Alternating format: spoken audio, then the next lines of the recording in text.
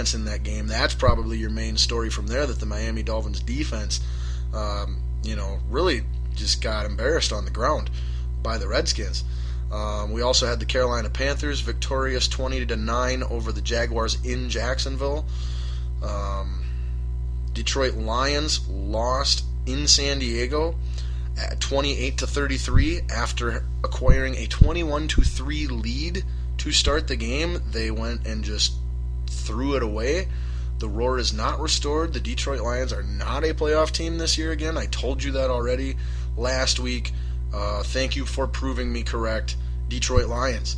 We also had the Saints lose on the road to the Arizona Cardinals, 31-19. We had the Bengals beat the Raiders in Oakland, 33-13.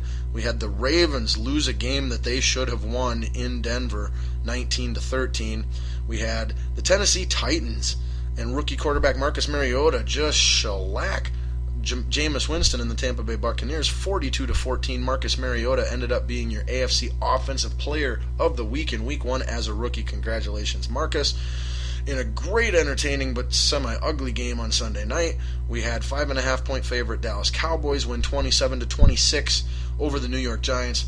The big story in that game being the Giants' inexplicable handling of their situation, their lead, and the clock at the end of the game, running the ball on first and second down, giving the running back the instructions not to score on either of those possessions so that they can run out more clock, only then to call a passing play on third down that Eli Manning thought would be better served to just throw away out of the end zone as opposed to eating a sack, keeping the clock running, and actually accomplishing the stupid goal that you set out with in the first place. Now, again, the Giants had a 23-20 lead at that time, so with under a minute to go, it doesn't matter. Score the touchdown, you're up 2 possessions, okay?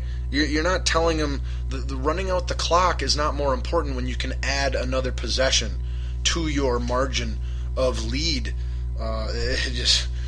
Tom Coughlin and Eli Manning, 2 successful veteran pros that should both know way better than to cost your team a game like that. The Giants should have won that game, and Giants fans should be irate with both Eli and Tom Coughlin. Then in the 2 Monday night games, we had the Philadelphia Chip Kellys lose 26-24 to the Atlanta Falcons. That could not have made me happier. I hate Chip Kelly. I think he's one of the biggest idiots in the history of professional football. And I'm so excited and ecstatic to watch their wings burn this year. And then in the final game of Week 1, the late Monday night game starting at approximately 9:30 Central Standard Time, the Minnesota Vikings lost in embarrassing fashion to the San Francisco 49ers, 20-3. The one other note I want to mention there is that this is the first time ever that a non-West Coast team has been involved in this late Monday night Week 1 game. Combine that with the fact that the Vikings were forced to play a 5th preseason game by being in the Hall of Fame game, and both of the last 2 preseason games were on the road. Our season openers on the road. Makes you wonder if Roger Goodell and the NFL are conspiring to make it as difficult as possible for Adrian Peterson and the Minnesota Vikings to be successful this year.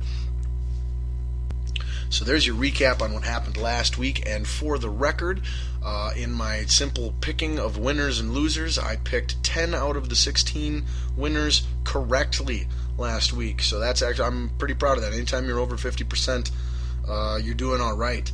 So this week, here's my picks. I got to get them in. I know a lot of people need this, and then we're going to squeeze everything in as fast as we can for the other topics. A couple will probably be skipped. Denver Broncos at Kansas City Chiefs. In the Thursday night game, the Chiefs are a 2.5-point favorite at home. I definitely like the Chiefs to win this game. I don't know if they will cover the 2.5-point spread, as it is a Thursday night game and it's a division game, so it might be kind of ugly, kind of low scoring, kind of close. But if you're just looking winners and losers, definitely expect the Chiefs to win Thursday night. Then on Sunday's games, we've got the Falcons at the New York Giants. Giants are a 2.5-point favorite. I would definitely pick the Falcons, both spread and straight up on this one.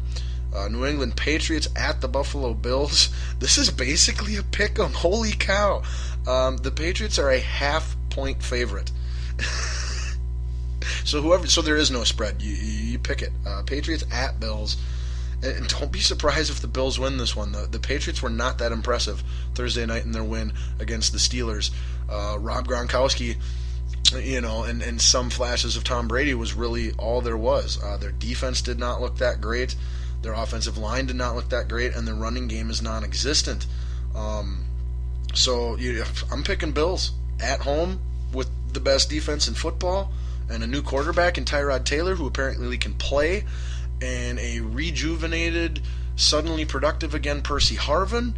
I'm going Bills at home, definitely, without a doubt. Pats have not been that impressive. I said after week 1, the only reason they won that game is because the Steelers have an absolutely worthless, horse poo defense. That's why they won. If they at any point in the season go up against a defense that's got a good secondary or a good pass rush, front line, or both, they're going to have a lot of trouble winning those games, and that's exactly what the Bills are. So I'm picking the Bills to beat the Pats. Boo Pats. Hate the Patriots. And, now I do at least, or I'm growing to. But not because they win, because their attitude that they win with. Okay. Then we've got the Arizona Cardinals at the Chicago Bears. Cardinals are a 2.5-point favorite. I like them to win and cover the spread quite handily there. San Diego Chargers at the Cincinnati Bengals. Bengals a 3.5-point favorite there. That's a tough one to pick. Both of those two teams are so inconsistent. It doesn't seem to matter if they're on the road or at home. They can get blown out by a great team or a nobody. They can kick the snot out of a great team or a nobody. No lead is safe, whether they're trailing or whether they have the lead. That's the type of game and teams that's the type of teams they are, and that's the type of game I expect. Straight up, I'll go with the home team Cincinnati Bengals to win. But as far as covering the 3.5-point spread, I actually like the Chargers to cover the spread there, possibly win as well. Then we've got the Tennessee Titans at the Cleveland Browns. Tennessee Titans are a 1.5-point favorite. I definitely like the Titans to both win this game and cover the spread. Detroit Lions at the Minnesota Vikings. The Minnesota Vikings are a 2.5-point favorite in this game based off of what? Wow. The Vikings do not deserve to be the favorite in this game at all. Straight up picking, I got to go with my Vikes. I do believe they are a better team talent-wise than what we saw this Monday night. And I don't believe the Detroit Lions are all that scary. And they do have some health issues with Golden Tate and some other key pieces, Haloti Ngata.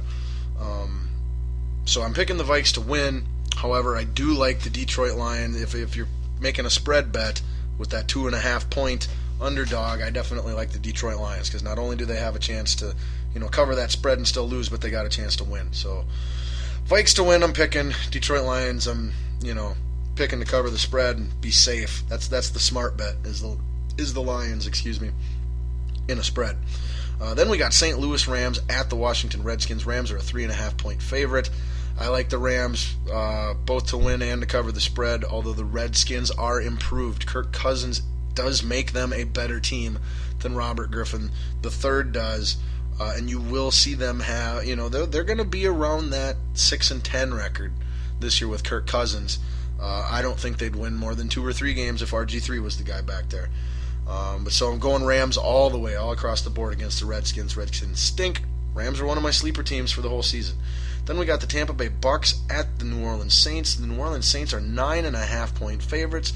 I definitely expect the Saints to win. They're a great eliminator pick this week if you do any eliminator challenge stuff. However, a 9.5-point spread is fairly large, where maybe you could take the Bucks to cover the spread, but don't expect the Bucks to win. But you never know. Division game, anything can happen. And especially in that division if you watched it last year. All right, then we got the 49ers at the Pittsburgh Steelers, who are a 6.5-point favorite. Steelers are going to destroy them. In Pittsburgh, Steelers are super tough. 49ers going from a Monday to a Sunday. Steelers are going from a Thursday to a following Sunday. So everything's set up for the Steelers there to absolutely crush the 49ers, who overachieved Monday anyway. Then we got the Houston Texans at the Carolina Panthers. Panthers are a 3.5-point favorite. I like... Boy, that's a tough one. That one's kind of a coin flip. The only thing that I really like... The two things that make me lean Carolina's way here are A, they're the home team, and B, the Houston Texans are having a merry-go-round musical chairs at starting quarterback.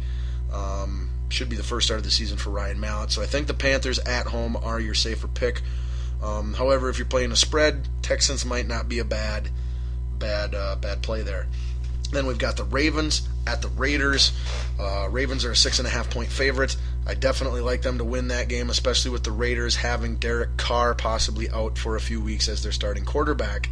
If Carr is healthy and can play, then definitely take the Raiders versus the spread at least. And also Baltimore Ravens had Terrell Suggs, their premier outside linebacker pass rusher, tear his ACL against the Broncos last week, and he is done for the year. So both teams have their injury issues. Ravens are still a much better team top to bottom across the board. However, the game is in Oakland, and the Ravens are shook up a little bit. So I definitely take the Ravens in a pick 'em. I take the Raiders in a spread probably on that, as long as Carr's playing. If Carr isn't playing, then it's Ravens across the board. All right, then we got the Dolphins at the Jaguars. Basically a home game for both of these teams. Dolphins are a 6.5-point favorite. I definitely think the Dolphins will win. However, I think the Jaguars are going to give them some trouble. I think the Jaguars are a better team and definitely a better defense than what they struggled going up against last week in Washington. Therefore, like I said, in this one you've got a straight-up pick of the Dolphins and a spread pick of the Jaguars. Then on the Sunday night game, late Sunday afternoon, we've got the Cowboys at the Eagles. Eagles are a 4.5-point favorite? Based on what? Granted, Dez Bryant's injured for he got placed on the IR in his game, designated return. Going to be guaranteed to miss at least 6 weeks of all activity and then 8 games. So the Cowboys are hurting without Dez Bryant and then not having DeMarco Murray. But I think their passing offense is more of a system thing anyway. And I think the Eagles are terrible, absolutely terrible. Spread-wise, I'd definitely go Cowboys since the Eagles, got to cover 4.5 points yet. Straight up pick 'em, you flip the coin and tell me. With the fact that it is in Philadelphia and Cowboys got some injury issues, I could see Philly getting this one. But I'm still picking Cowboys straight up, and definitely Cowboys to cover the spread. Now, our final 2 games, we've got the Seattle Seahawks at the Green Bay Packers. Packers are a 3.5-point favorite. Cam Chancellor's still sitting out for the Seattle Seahawks. He signed a mega huge contract just 2 years ago. There are 3 years remaining on that contract, and he felt that after just playing 1 to 2 years of that mega deal that he deserves yet even more money and a new big deal yet again. Because almost all the guys on that Seattle Seahawks team are just looking out for number one. They really don't care big picture. It's sad. It's really sad. How can you sign a 5-year, $50 million year, approximately, these numbers are just approximate, but how can you sign an approximately 5-year, $50 million deal 2 years ago, and now you're holding out? You demand a new contract. Your contract that you signed 2 years ago that makes you one of the highest paid safeties in all of football is such an insult because you've so surpassed any level of performance that any safeties ever put on, that that contract is now insulting to you after just 2 years into it, and you need a new one, and it's so egregious that you will sit out and pout and cry like a little baby until you get it. It's sickening. Cam Chancellor, if you're listening, try to I don't know, go to your local Walmart or something, and where they used to have the sea monkeys and stuff that you could grow. See if they've got some balls that you can grow. Pick up a pack, take them home, water it for a week, grow those balls, put them on, and show up for work. Quit being a douchebag, Cam Chancellor. Your team needs you. They deserve you. And you are getting paid every penny that you're worth already. And you're just... You're seriously... $10 million a year ain't enough? Go beat up some people, get kicked out of the league, and become Aaron Hernandez or Lawrence Phillips' cellmate. Maybe you'll be lucky you'll get to be Lawrence Phillips' cellmate, and you'll only have to serve 2 years of a 20-year sentence because he'll hang you in your sleep. ridiculous. Cam Chancellor, villain number one, the biggest villain